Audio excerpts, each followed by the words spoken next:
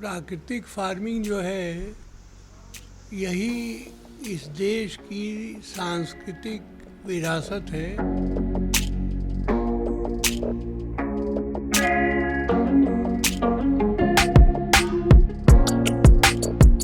Balcony में भी कर सकते हैं। अगर आप 8-10 गमले भी रख सकते हैं तो कम से कम अपनी सब्जी तो अपने उगाई सकते हैं।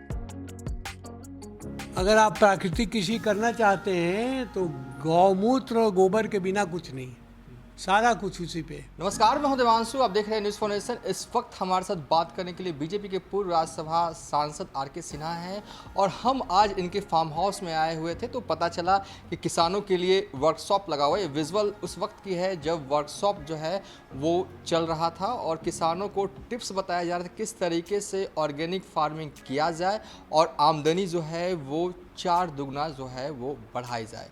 हम आर.के. सिन्हा से जानेंगे आखिर क्यों ये ऑर्गेनिक फार्मिंग को लेकर इतने सजग हैं कि अपने गांव के आसपास के इलाकों के किसानों को मुफ्त में सिखा रहे हैं कि ऑर्गेनिक फार्मिंग किया जाए और क्या कुछ फ़ायदे हैं ऑर्गेनिक फार्मिंग के।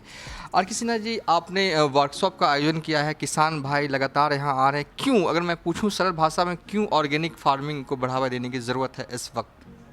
नहीं, क्योंकि ये प्राकृतिक फार्मिंग जो है यही इस देश की सांस्कृतिक विरासत है और अभी तत्काल आवश्यकता इसलिए है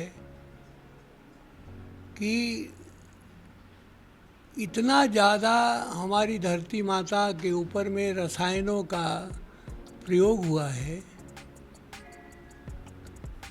कि वो तो बंजर हो ही गई है, वो बात अलग है। हमने जहर युक्त भोजन बोया, उसी को काटा, उसी को खाया और जो पंजाब अपने को कहता था कि सबसे उन्नत है कृषि में, आज उसकी उन्नति यही है कि प्रतिदिन एक स्पेशल ट्रेन वो अमृतसर से खुल रही है जिसका नाम है कैंसर एक्सप्रेस। वो बम्बई जाती है कैंसर के मरीजों को लेके। उस ट्रेन के किसी भी डब्बे में आप जाके बैठ नहीं सकते। जिस तरह के पेशेंट मिलेंगे आपको, जैसे आप देखेंगे, तो जो प्राकृतिक कृषि है, गौ पे आधारित कृषि है,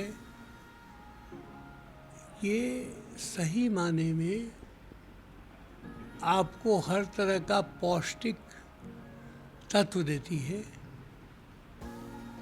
WHO ने अभी कुछ वर्ष पहले एक रिपोर्ट जारी की कि भारतीयों के थाली में पिछले 10 वर्षों में पौष्टिक तत्व जो है 50% रह गया। लेकिन एक मेरे जहन में एक सवाल आ रहा है कि आप कह रहे हैं कि ऑर्गेनिक फार्मिंग करना चाहिए, फ़ायदे बता रहे हैं और फ़ायदे हैं भी, लेकिन सवाल ये है कि किसान ऑर्गेनिक फार्मिंग कैसे करे। किसानों के लिए सबसे सरल होता है कि यूरिया छीट दिया, DAP मिट्टी में मिला दिया और कीटनाशक डाल दिया, ये बड़ा सरल मेथड है किसान। तो किसान सोचता है कि हमें तो ये सरलता वाला ही काम करूँ, कहाँ मैं अपना माथा घुमाऊँ। ऐसा है, ये तो हर एक प्रोफेशन के साथ है।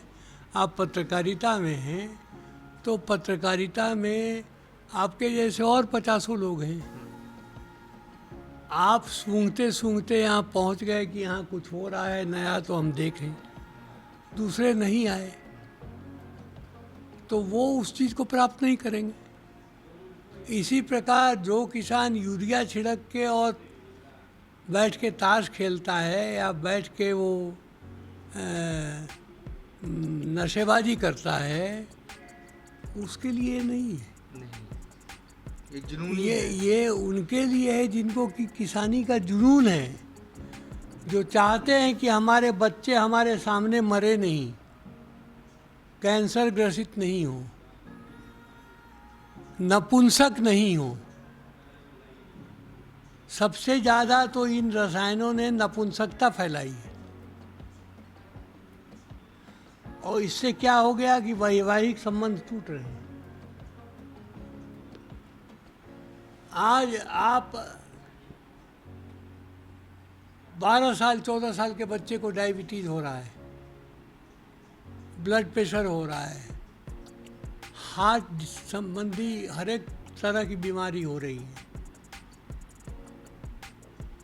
उनको ऑटिज्म हो रहा है, गर्भस्थ बीमारियां हो रही हैं, मेंटल डिजीजेस हो रहे हैं, और लीवर, किडनी, कैंसर जैसे बीमारियां हो रही हैं। ये तो पहले नहीं थी, सुनते नहीं थे आप कॉलरा सुनते थे, हैजा सुनते थे, टीबी सुनते थे, ये सब बीमारियों को नहीं सुनते थे आप। ये सिर्फ इसलिए हुई है कि आपके शरीर में रसायनों की भरमार हो गई है, आपके खून में केमिकल दौड़ रहा है, तो इसको सही करना पड़ेगा। एक सवाल, हम शहर में रहने वाले लोग क्या करें? आजकल टेरेस गार्डनिंग का चलन चला हुआ, छत पे भी लोग खेती करते हैं, क्या इसको किस रूप में देखते हैं आप? क्या इसको भी शहरों के लिए बढ़ावा दें? आप बिल्कुल छत पे कर सकते हैं, आप बालकनी में भी कर सकते हैं। अगर आपका छत अपना नहीं है तो बालकनी में भी कर सकते हैं। अगर आप 8-10 गमले भी रख सकते हैं तो कम से कम अपनी सब्जी तो अपना उगा ही सकते हैं। मैं देख रहा हूँ कि आपके गांव का ये फार्म हाउस किसी टूरिस्ट प्लेस से कम नहीं है। खासकर अगर बच्चे या यंगस्टर आते हैं यहाँ पर घूमने के लिए तो कहीं ना कहीं एक बड़ा मैसेज और बहुत कुछ सीखने को मिलेगा। क्या आम लोगों के लिए भी क्या ये आपका फार्म हाउस खुला हुआ है? कभी आ सकते हैं, देख सकते हैं? हमेशा हमेशा खुला हुआ है। किस तरीके से वो मतलब कि यहाँ पर आएंगे तो मतलब कि क्या तो आए, यहाँ संपर्क करें, पहले संपर्क कर ले, और यहाँ पे हमारे लोग रहते हैं, प्रबंधक लोग रहते हैं, वो आए, उनसे मिलें, कहें कि हम इस कारण से आए हैं, वो घूमे फिरे। चलिए, आर.के. सिन्हा जी का फार्म हाउस जो किसी टूरिस्ट प्लेस से कम नहीं है। आप यहाँ आएंगे तो आपको एक नहीं कई चीज़ें सीखने को मिलेंगी। तो मेरा ये आग्रह भी है और रिक्वेस्ट भी है कि आप एक बार ज़रूर आएँ, क्योंकि आप जो हैं वो ऑर्गेनिक फार्मिंग की तरफ एक बार आ गए ना यहाँ, तो एक तरफ से आपका झुकाव जो है वो हो जाएगा। आखिरी सवाल है मेरा कि क्या मैसेज एक तरह से देंगे, क्योंकि आप लगातार काम कर रहे हैं, अपने हिसाब से किसानों को ट्रेंड कर रहे हैं, लेकिन क्या यंगस्टर भी ऑर्गेनिक फार्मिंग को लेकर सजग हों? इसके लिए क्या करने की ज़रूरत है, खासकर शहरों में रहने वाले? क्योंकि ये तो तय है कि हम लोग जो खा रहे हैं वो सही खा नहीं रहे हैं, और सही हम खाएंगे कैसे, क्योंकि बाज़ार में वो मिल नहीं रहा। हालांकि सरकार की तरफ से योजनाएं बहुत हैं, जैविक कॉरिडोर बनाया जा रहा है गंगा किनारे, लेकिन वो सब कुछ ऐसा लगता है कि फाइलों में ही है। तो क्या किया जाए? नहीं, ऐसा नहीं है। आपका ये सोचना कि यंगस्टर इसके लिए सजग नहीं है, ऐसी बात नहीं, वो ज़्यादा सजग है। वो जो बीच की पीढ़ी है, आज़ादी के बाद 70 सालों ने जो पीढ़ी पैदा की है, अभी जो नई पीढ़ी आ रही है वो ज़्यादा सजग है। वो अपने स्वास्थ्य के प्रति बहुत चिंतित हैं, वो चाह रहे हैं कि वो वापस जाएं इसमें। अच्छा, आपके फार्म हाउस में क्या कुछ है, क्या क्या है, विस्तार से बताइए।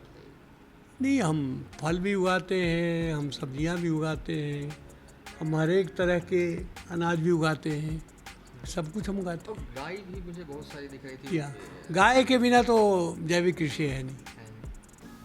अगर आप प्राकृतिक कृषि करना चाहते हैं तो गौमूत्र और गोबर के बिना कुछ नहीं, सारा कुछ उसी पे है। चलिए, ये थे बीजेपी के पूर्व सांसद आर.के. सिन्हा जी, जिनसे हमने विस्तार से बात की, और अब अगले वीडियो में हम आपको इनका फार्म हाउस टूर करेंगे और एक एक चीज़ बारीकी से बताएंगे, दिखाएंगे और समझाएंगे भी। फिलहाल अभी तक के लिए इतना ही।